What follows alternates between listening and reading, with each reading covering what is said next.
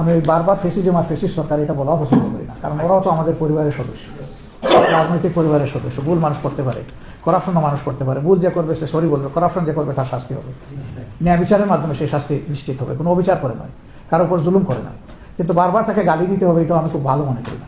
এই জন্য আমি বলবো, অতীতে যারা রাজনীতি করেছেন তারা রাইট করুন রং করুন, তারা তো করে গেছেন। এখন আমরা কি করবো? তাদের নিয়ে শুধু পড়ে থাকলে আমাদের লাভ কি হবে? তারা যা করেছেন তার সাক্ষী জাতি হয়ে গেছে, জাতি বিচার করবে কি করবে না করবে। কারণ আমরা কি করবো জাতিকে, সেটা তো আমাদের বলা উচিত। আসসালামু আলাইকুম সুপ্রিয় দর্শক, আপনারা জানেন বাংলাদেশ জামাত ইসলামের আমির ডক্টর শফিকুর রহমান এখন লন্ডনে অবস্থান করছেন এবং সেখানে তিনি বিভিন্ন প্রোগ্রাম করেছেন। বাংলাদেশ জামাত ইসলামের অভ্যন্তরীণ একটি প্রোগ্রামে তিনি বলেছেন, আমি বারবার ফ্যাসিস্ট সরকার বলাকে পছন্দ করি না। তিনি যে কথাটা বলেছেন এরপরেই সোশ্যাল মিডিয়াতে বক্তব্যটি আসার ফলে বাংলাদেশের জনগণ এই বিষয়টি নিয়ে খুবই আলোচনা এবং সমালোচনা করছে। আসলে জামাতের আমির ডক্টর শফিকুর রহমান অনেক বড় একটি বক্তব্য দিয়েছেন, প্রায় 12 মিনিটের। আমরা সম্পূর্ণ বক্তব্যটি শুনে আসবো, এরপর আমাদের মন্তব্য আমরা কমেন্ট বক্সে জানাবো। আলহামদুলিল্লাহ, আমি সভাপতি সাহেবকে অ্যাড্রেস করেছি এবং আপনাদের সবাইকে অ্যাড্রেস করেছি। প্রথমে একটা প্রতিবাদ জানাই, আমাকে গেস্ট বলেছেন, আমি এটাতে খুশি না এবং রাজি না। আমি আপনাদের অংশ কোনোদিন গেস্ট হয় না, আমি এই ফ্যামিলির মেম্বার। অর্থাৎ আমাকে আপনারা আউট করে দিলেই আমি আউট হয়ে যাবো না, আমি আসি আপনাদের সাথে। 2 নম্বর, আপনারা কিছু বিষয় ইঙ্গিত করেছেন। মুহিব ভাই কিছু সোশিও পলিটিক্যাল ডিসিশনের ব্যাপারে জানতে চেয়েছেন। আপনাকে ইনভাইট করবো এবং আপনার সাংবাদিক বন্ধুদেরকে ইনভাইট করবো। 19 তারিখ আমাদের একটা সেশন আছে, সেই সেশনে ইনশাল্লাহ মন খুলে আপনারা প্রশ্ন করবেন আর আমরা আমাদের জ্ঞান অনুযায়ী উত্তর দেবো ইনশাল্লাহ। এটা ওখানে রেখে দিলাম। এখন শুধু বিজনেস রিলেটেড 2-1 কথা বলেই আমরা শেষ করব। আল্লাহ রাব্বুল আলামিন বিজনেসকে করেছেন হালাল এবং সুদকে করেছেন হারাম। আমরা সবাই বাই বিলিভ, আমরা বিশ্বাস করি যে আমাদের এই জীবনে একটা ট্রানজিশনাল পিরিয়ড। আমরা এখানে বেশি চাইলেও থাকতে পারবো না এবং থাকা উচিত না। আমরা এখানে থাকবো, এটা একটা পচা-ছড়া জায়গা। এখানে দুর্গন্ধ আছে, ময়লা আছে, হার্ডুল আছে, স্ট্রাগল আছে, চ্যালেঞ্জ আছে, দুঃখ ব্যথা বেদনা আছে, অনেক কিছু আছে এখানে। কিন্তু এমন একটা জায়গা মুমিনদের জন্য আল্লাহ পয়দা করে রেখেছেন যেখানে এগুলো কিছুই থাকবে না। সেই কমফোর্টেবল জায়গায়, ইমাজিং জায়গায় আমরা যেতে চাই, সেখানে যাওয়ার জন্য আমাদের প্রস্তুতি প্রয়োজন। বাংলাদেশের বিজনেস অ্যাটমসফিয়ারটা আনফর্চুনেটলি নাই, আমি বলতেছি আপনাদের সাথে, আমি একমত হই। এবং এটার মূল কারণ হলো করাপ্ট মাইন্ড। আর মূল করাপ্ট মাইন্ড হলো যে যত বড় পলিটিশিয়ান আমরা, তার মাইন্ডটা তত বেশি করাপ্ট। মাথা ঠিক হলে সারা বডি কাজ করবে, মাথা ঠিক না থাকলে বডিও কোনো কাজ করবে না। এমনকি মাথা খারাপ, দেখতে খুবই নাদুস নুদুস, ওনার দ্বারাও কোনো কাজ হবে না। অতএব মাথাকে আগে ঠিক করতে হবে। এই মাথাটা হচ্ছে সমাজের পলিটিশিয়ান যারা, তারা যদি পলিটিক্যাল অর্গান ঠিক হয়ে যায় তাহলে ওটা সমাজ ঠিক হয়ে যায়।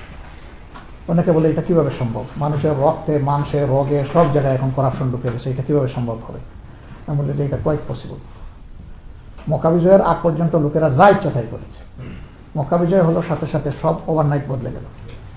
কাউকে গিয়ে ধরে ধরে পিটাইতে হয় নাই, রিমান্ডে নিতে হয় নাই, জেলে ঢুকাইতে হয় নাই, ফায়ারিং স্কোয়াডে পাঠাইতে হয় নাই, কোনো শাস্তির ভয় দেখে কেউ চেঞ্জ হয়নি। বরঞ্চ তারা দেখেছে যে আমাদের মাথার উপরে যিনি আছেন হিজ ওকে। তাকে যখন রাইট প্লেসে রাইট ম্যান পেয়েছে, সবাই রাইট হয়ে গেছে আলহামদুলিল্লাহ।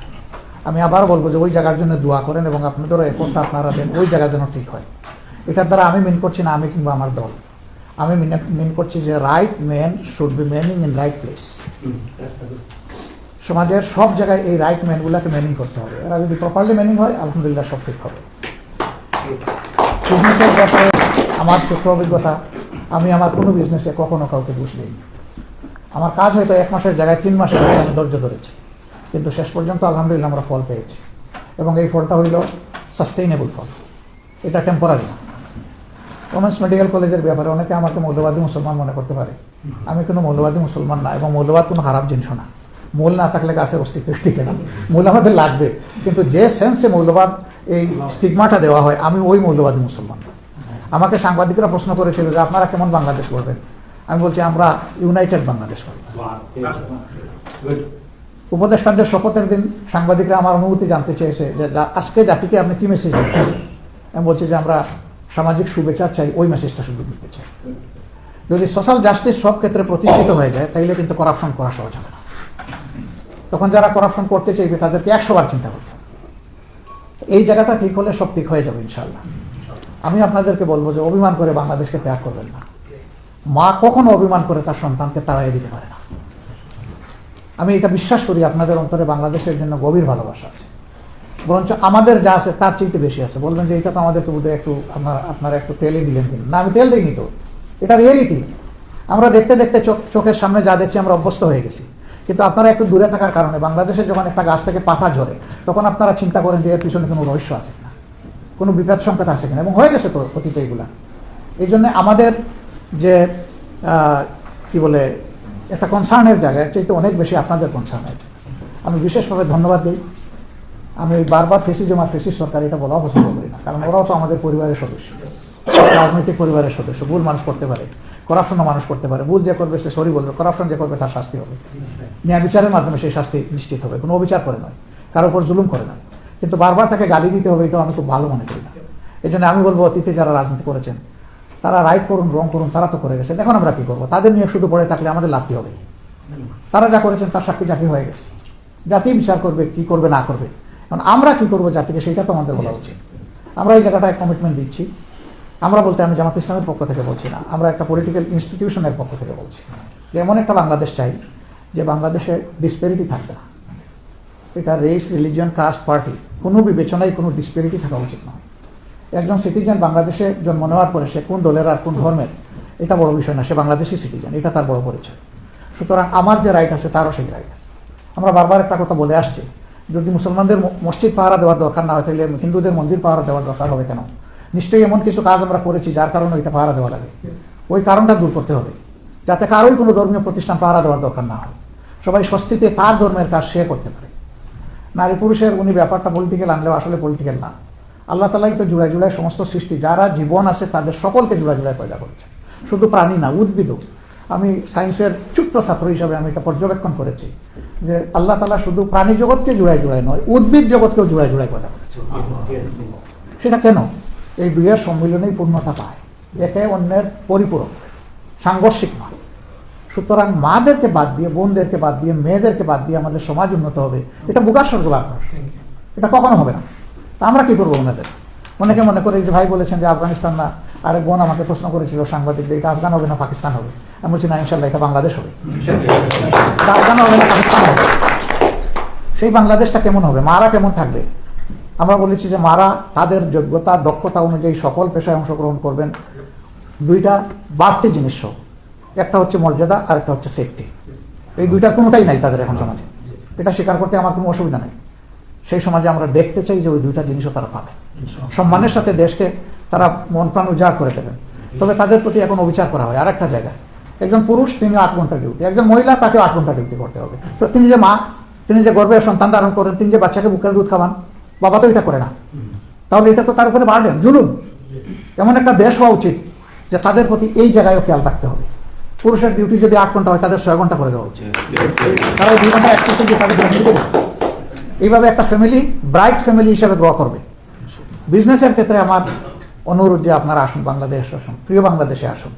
আপনারা আমাদের ময়লা আবর্জনাকে দেখে দূরে যদি থাকেন তাহলে ওইটা আরও ময়লা হবে। আপনারা যখন আসবেন তখন এখানকার অভিজ্ঞতা ওখানে কাজে লাগবে। আপনাদের অভিজ্ঞতা, আপনাদের ফান্ড আর ওখানের হাতগুলো আপনাদের দিকে আগে আসবে, দেশ উন্নতির দিকে যাবে।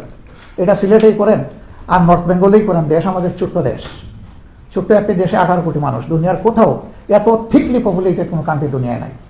এটা একদিকে বলতে পারেন বোঝা, কিন্তু আমি দেখি এটা আমাদের সম্পদ, কারণ মানুষই তো আসল সম্পদ। এই মানুষকে আমরা বোঝা বানিয়েছি। আমরা সার্টিফিকেট বিতরণ করি কিন্তু মানুষের হাতে আমরা স্কিল তুলে দিই না।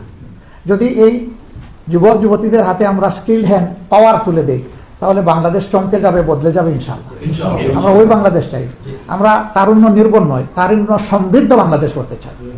এই আন্দোলনে তরুণরা তারা নেতৃত্ব দিয়েছে, আমি বারবার তাদেরকে সেলিউট জানাই। 15.5 বছর আমরা ফিনিশিং দিতে পারি নাই, ফিনিশিং তাদের হাতে হয়েছে। সুতরাং তাদেরকে সেলিউট দিলে আমি গর্বিত হব। বাবা হিসাবে, অভিভাবক হিসাবে আমাদের সন্তানরা এই কাজ করে দিয়েছে, আমরা গর্বিত আলহামদুলিল্লাহ। আমি এদের জন্য দোয়া করি যে এদের এই মনোভাব, দেশপ্রেম এবং অন্যায় অসত্যের সাথে আপোষহীনতা, এটা যেন আল্লাহ আরো বৃদ্ধি করে দেন তাদের। তাহলে ইনশাল্লাহ আমরা একটা ব্রাইট এবং একটা অত্যন্ত স্ট্রং নেশন আমরা পাবো। আমাদের সারাউন্ডিংয়ে অনেক দেশ আছে, অনেকে সেই দেশগুলো নিয়ে ভাবে যে তারা যদি আমাদেরকে লাইক না করে, আমাদেরকে ফেভার না করে, আমাদেরকে অ্যাসিস্ট না করে তাহলে কি হবে। এটা ম্যাটার করে না, ম্যাটার করে একটা জাতি ইউনাইটেড কিনা। জাতি যদি ইউনাইটেড হয় সারা দুনিয়া তাকে সম্মান করতে বাধ্য, আর জাতি যদি ডিভাইডেড হয় তাহলে গরিবের বউ সকলের ভাবি, এটা মনে রাখতে হবে। বাবা বলবে ভাবি কেমন আছেন, ছেলেও বলবে ভাবি কেমন আছেন, কারণ ভাবির তো প্রতিবাদ করার শক্তি নাই, তিনি দুর্বল, এই জন্যই সবাই তাকে ভাবি ডাকে। কিন্তু যখন তিনি সবল হবেন, কেউ মা ডাকবে, কেউ বোন ডাকবে, কেউ দাদি ডাকবে, ভাবি সবাই ডাকবে না। যে ভাবি ডাকার ডাকবে, কিন্তু সবাই ডাকবে না। আমরা তো এখন সকলের ভাবি, এই সকলের ভাবির স্টিগমা থেকে দেশকে বের করে আনতে হবে ইনশাআল্লাহ। এবং এই জন্য দেশে বিদেশে আমরা যারা আছি সবাইকে ইউনাইটেডলি ফাইট করতে হবে। আমরা দল ধর্ম যার যার থাকবে, কখনো মানব সভ্যতা এক হয়নি, হবে না, এটা সৃষ্টির প্রথম দিন থেকে। কিন্তু সবার প্রতি সবার জন্য মিউচুয়াল রেসপেক্টের জায়গাটা, এই জায়গা থেকে আপনাদের আমরা সহযোগিতা চাই। আপনারা আসেন, আপনারা নির্ভেজাল ব্যবসা করার জন্যে যদি কোনো উদ্যোগ নেন, আমি যদি বেঁচে থাকি আপনাদের সাথে আমাকে একজন ফাইটার হিসেবে পাবেন। আল্লাহ আপনাদের এই আগ্রহের জায়গাটা আরো মজবুত করুন। আমাদের সকলের অন্তরে আল্লাহ নির্ভেজাল দেশপ্রেম দান করুন এবং জাতিকে ইউনাইটেড করে বিশ্বের দরবারে একটা মর্যাদাবান জাতি হিসেবে আমরা সবাই মিলেমিশে যেন করতে পারি, সেই তৌফিক দান করুন। আজকের এই আয়োজনে আমাকে সুযোগ দেওয়ার জন্য আমি গভীর কৃতজ্ঞতা জানাচ্ছি। আপনাদের মুখগুলা দেখে নিলাম, আল্লাহ তাআলার দরবারে দোয়া করি এই সবগুলা মুখ একসাথে মাহবুবের জান্নাতে আমরা জানাতে পারি। আসসালামু আলাইকুম। সুপ্রিয় দর্শক, আপনাদের মাঝে সম্পূর্ণ বক্তব্যটি আমরা দেখানোর চেষ্টা করেছি। আপনাদের কি মনে হয় আমির জামাত ডাক্তার শফিকুর রহমান যে বক্তব্যটি দিয়েছেন এটি কিসের ইঙ্গিত তিনি দিয়েছেন? অবশ্যই আপনাদের মূল্যবান মন্তব্য কমেন্ট বক্সে জানাবেন। সবসময় সত্য নির্ভেজাল তথ্য পেতে স্বাধীন বাংলা ইউটিউব চ্যানেলটি সাবস্ক্রাইব করে আমাদের সাথে থাকুন। আসসালামু আলাইকুম রহমতুল্লাহি ওয়া বারাকাতুহু।